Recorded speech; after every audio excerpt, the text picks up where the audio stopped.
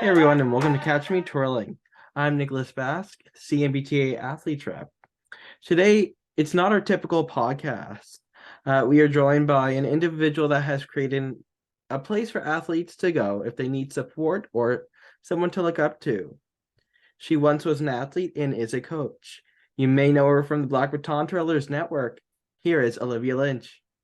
Hey everybody. I'm so glad we could finally get you on the podcast. Yeah, I'm so excited. Thank you for having me. Yeah, no worries. Now, Olivia, I know you used to be a baton twirler back in the day. Mhm. Did you ever find yourself looking for support? For example, the reason you created the Black Baton Twirlers Network. Yeah, so I was a competitive twirler for 23 years, and at that time there wasn't a lot of representation. There was a lot of firsts for African Americans, and me being one of them with Congressional Cup. So there wasn't a lot of representation. So I think for me, I would have loved to see more Black baton twirlers. They just didn't engage with the sport. And starting this organization, I'm meeting so many people that were around the same time I was in the competitive sport, but just didn't have access to. So I'm hoping with Black Baton Twirlers Network, you'll be able to connect with so many people and find that role model for you. Right? No, yeah. So we know you're part of the Black Baton Twirlers Network. What exactly is the Black Baton Twirlers Network? Sure. And I'll give you a little bit of a background of it too. So I am the president and co-founder of the Black Baton Twirlers Network. And it actually started, I was listening to, it was Twirler Talk Tuesdays. It happened during the pandemic and they did different topics. And I forget what the actual topic was, but someone asked in the chat, it was around the time that Black Lives Matter was really huge. And there was the riots that were happening in some of the cities, and someone asked, like, how do we support these communities with in baton twirling? And at the time I didn't want to say anything, partly because I did not look good. I was just like in a tank top, and my hair was a little mess. uh, I messaged the moderator and said, I don't know if this is appropriate, but I just wanted to explain like how you can connect with them and why there's such a disconnect. And then I ended up, they called me on the Zoom anyways. So I talked a little bit about it, and then it turned into a two-part series about how to support twirlers of color.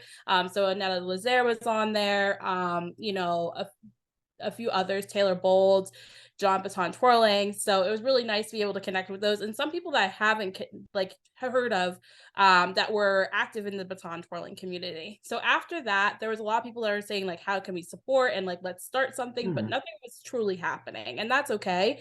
So I was like, all right, I'm gonna start it. So I wrote this long document with the mission and the name and the values and what I wanted to do. And I messaged John Mitchell, who was one of my mentors and was a judge that judged me when I was a competitive twirler and still is active and, in USTA and MBTA. And I said, how do I start this? Like, what does this look like? Am I crazy? And he was like, no, let's do it. So we gathered a group of 7 baton twirlers in all different aspects. So not just competitive, but HBCU style, recreational, and created this board to start Black Baton Twirlers Network. So Black Baton Twirlers Network is a 501c3. We're a year old, which is super exciting. And we are essentially like a network of twirlers, and you don't have to be Black to be a part of our organization. We are inclusive, so anybody can join, specifically because our sport is minority Black. We need the advocates, the allies, to be involved in the sport of baton twirling with the Black Baton Twirlers Network to make those changes. So we do everything from professional development. We have initiatives that I'm happy to talk about, to get more people involved with the sport, bring more baton twirlers back to be engaged with the sport of baton twirling, to create those role models. We have ambassadors, which you had Soraya on last week, so it was great for her to talk about BBTN. But really, it's a support system. And we also provide resources through diversity and inclusion training. We have partners with Lavender Leaps and Leotards and Aurora Tights, who are two different national brands. Aurora Tights works with Shonda Rhimes. Yep. The Rockettes, US Twirling, they're amazing, and US Ice Skating as well. So they are creating performance wear for all body types and all skin types, and they're Black owned and women owned. And then Lavender Leaps and Leotard is also Black owned, women owned, and they are creating all resources for any performer. So ice skating, dance, gymnastics, and now baton twirling. And they're actually creating their own line of shoes, and baton twirling is one of them. So I'm super excited to talk with and collaborate with them on that. So it's really just creating spaces where baton twirlers can get those resources and feel that support, and where coaches that may not be, um, you know, from understand the experience to have the tools to support the twirlers within the sport of baton twirling. Exactly. Yeah. So you brought up initiatives. Can you talk a bit about the initiatives for the BBTN? Yeah. So I am a huge advocate of pathways and being able to create communities. And so one of our initiatives is called the Collegiate Symposium. So I work in higher education. I work for the University of Pittsburgh, and I work with professional development and networking and just creating a place where people feel like they can belong so that they can excel in their academics. And then afterwards, after they graduate, be successful professionals. So one of those is the Collegiate Symposium. So we have twirlers, staff members, higher education staff, and then brands that surround the higher education areas to talk about their experiences, how we can support them if they want to go that route, and just, exposing them to baton twirling in a higher education sense, because it is kind of a dying art. And I know that there are some initiatives to restart those programs and showcase like you can twirl in college. It's an amazing experience. I was fortunate to be able to do that. So bringing that tie together of how you can get involved in higher education, and if there's not a program already started in your organization, like how do you start one? So we did that last year, and we're hoping to do one in the summer. We also started another initiative called the Judges Collective, and our goal is to have 10 Black baton twirling judges in MBTA by the end of 2023, which I'm very excited to announce that we will be hitting that goal. Yay! Yeah, which is really great. There has been a lack of judges and representation with Black judges. And so I'm really excited. One of our board members, Elaine Jones, she is an MBTA judge. She's USTA, AAU. She's amazing. She's got her MBTA judge's license, which we're really excited about. And that was through the Judges Collective. And now we have a lot of people from my generation stepping up and applying for the judges application. So that's another initiative.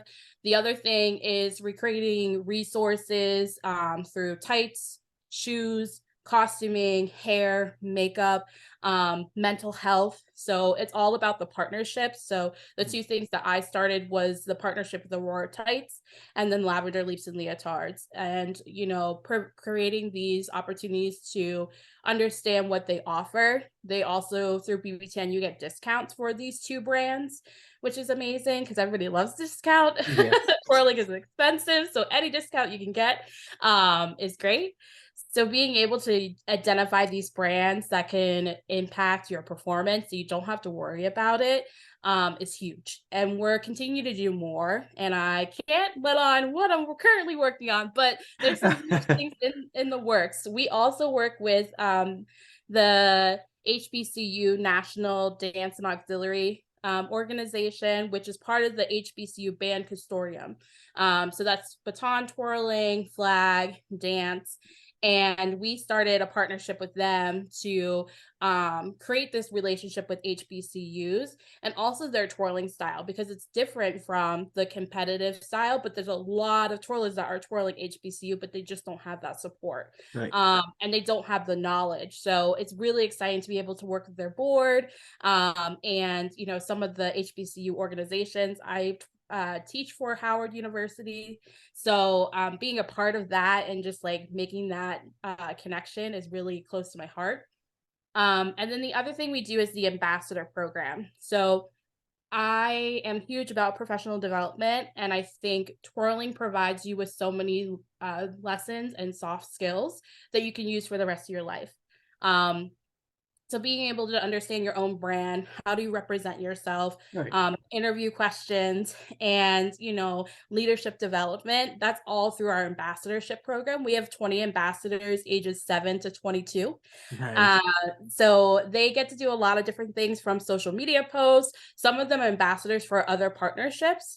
So some of them are doing commercial work, so they get to work directly with brands, they get to test products, so they really are making an impact on the baton twirling community. And that's really what I wanted with BBTN, is finding a way for me to continue to engage with the sport, but also giving back to the sport that has given so much to me. Yeah, no, that's amazing. Now, we were just talking about ambassadors.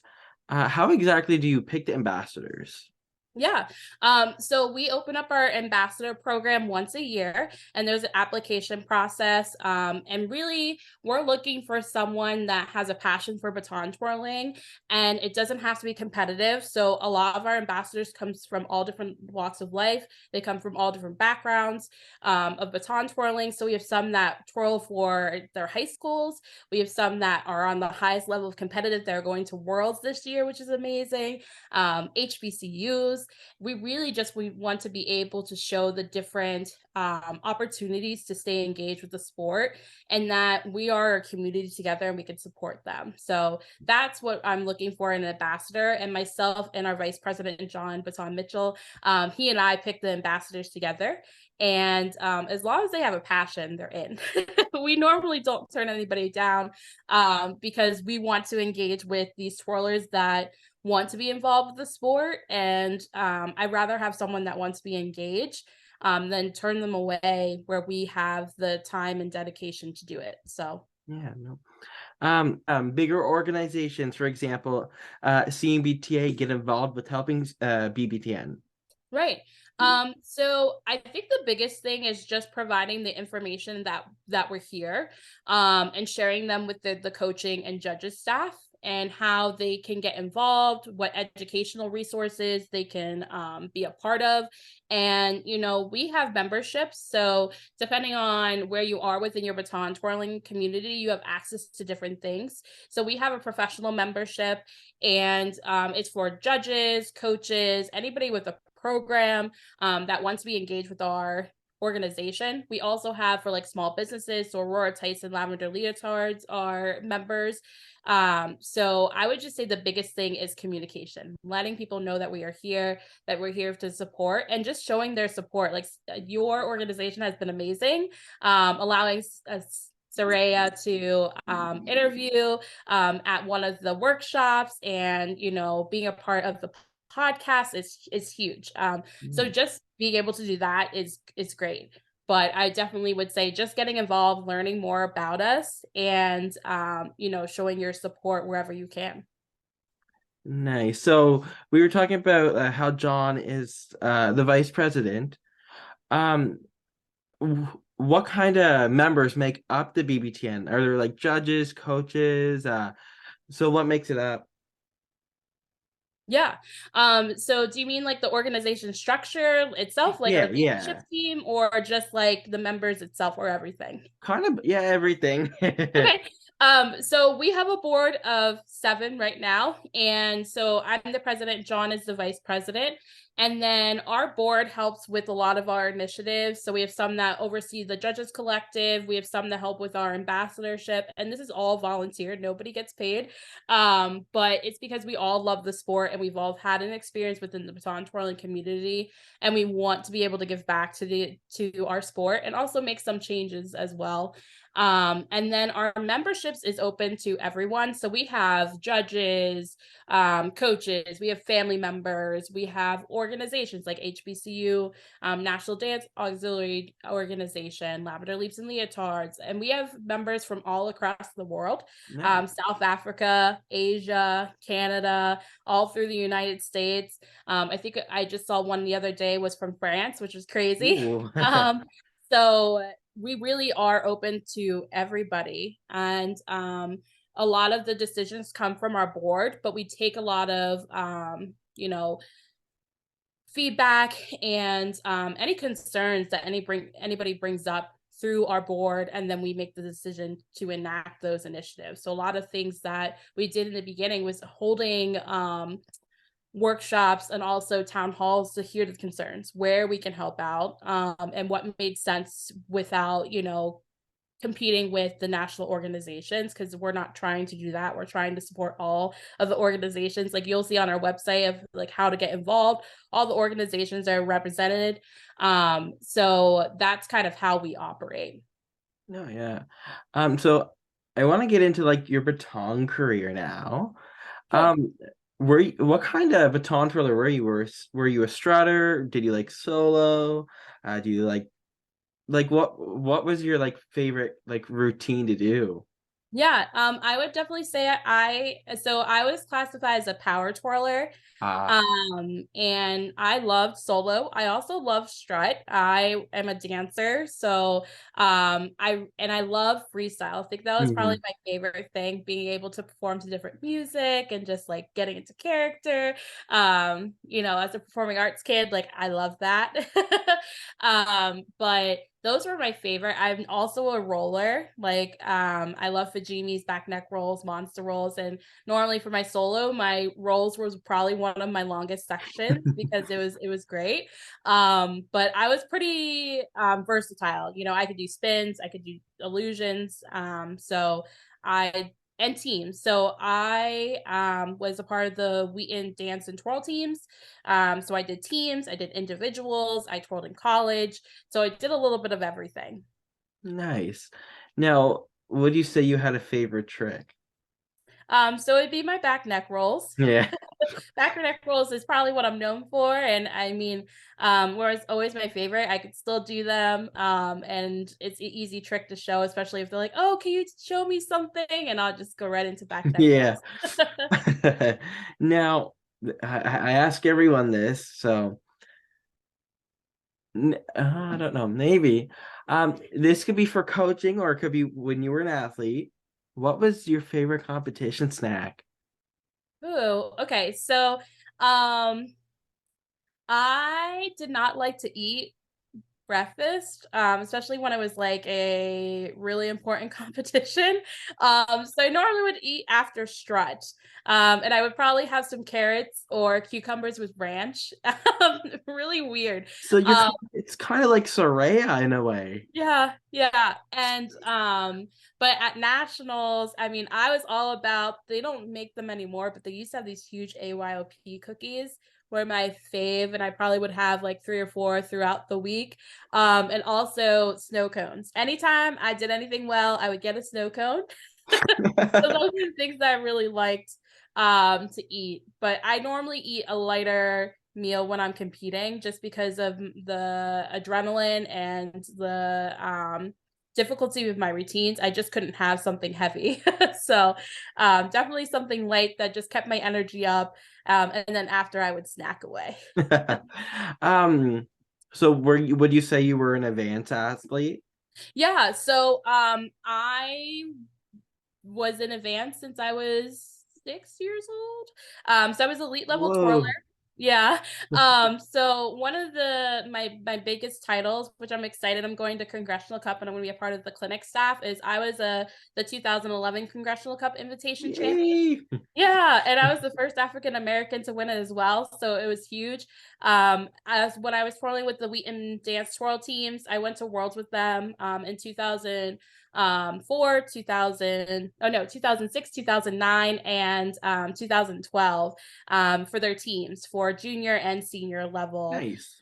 So that was part of my twirling experience. I also won in 2004. That's where I was getting that number from.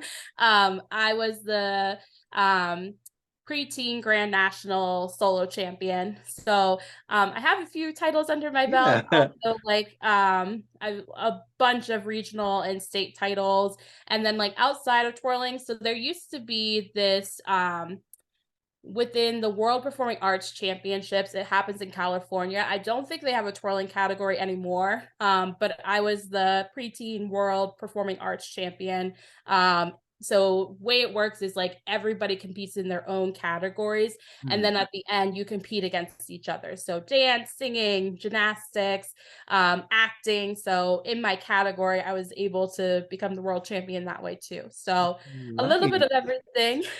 Okay. Um, what would because you're a coach, what piece of advice would you tell one of your athletes or any athlete about starting with baton, going to their first competition, or just being a recreational twirler? Yeah, I think the biggest thing of advice that I can pass on to someone is enjoy your time. It's not all about the titles. I mean, yes, the titles are great. But I think it's more about the journey that I look back on, and I wish I would have appreciated more of the things that I got to do, the people I got to interact with. Because I was on Wheaton, I got to interact with some of the most amazing twirlers in the world: Carissa Wimberly, Jennifer Marcus, Jenny Hanna, and Danny Van Scoy, like all these like heavy hitter baton twirlers that are Yep. every single day. So just enjoy the moment, but also, don't be afraid to make friends. I think the biggest like connection we can make within the baton twirling community is making it welcoming. And I think sometimes when you come in that competitive realm, it's like you don't want to talk to anybody, but for anybody going into it, say hello, introduce yourself if you're new. And if you're a returning or, a veteran baton twirler, if you see someone new, just reach out and say hi. Just, give them a compliment about their costume or their hair, or if you see someone that's nervous, go up and just show some kindness, and I think that goes a long way. I also think for someone that's doing it recreational, you're doing something so unique because it's a rarity. Baton twirling is an amazing sport, and we're slowly getting it back to where it used to be in the heydays of the 60s and 70s. So be proud of what you're doing, no matter what level you're at. Just being able to accomplish a thumb toss is probably Oh, one of the yeah. hardest things when you are starting baton twirling. Like, I know for me, my one spin, it took me forever to get it. But after that, I was golden. Yeah. So no matter where you start out, like, know that you are doing something that's amazing, and that just makes you special. So that's my advice to baton twirlers everywhere. Oh, that's awesome advice. Well, that's all the questions I have, and that's all the time we have today. Okay. Thank you, Olivia, for joining me. Yeah, thank you so much. I appreciate it. And if you have any questions, please don't hesitate to reach out to us. We do have all social media. We have our website is www.blackbatontwirlers.com. And we also, you can email us at blackbatontwirlersnetwork@gmail.com. Perfect. Well, thank you. Thank you.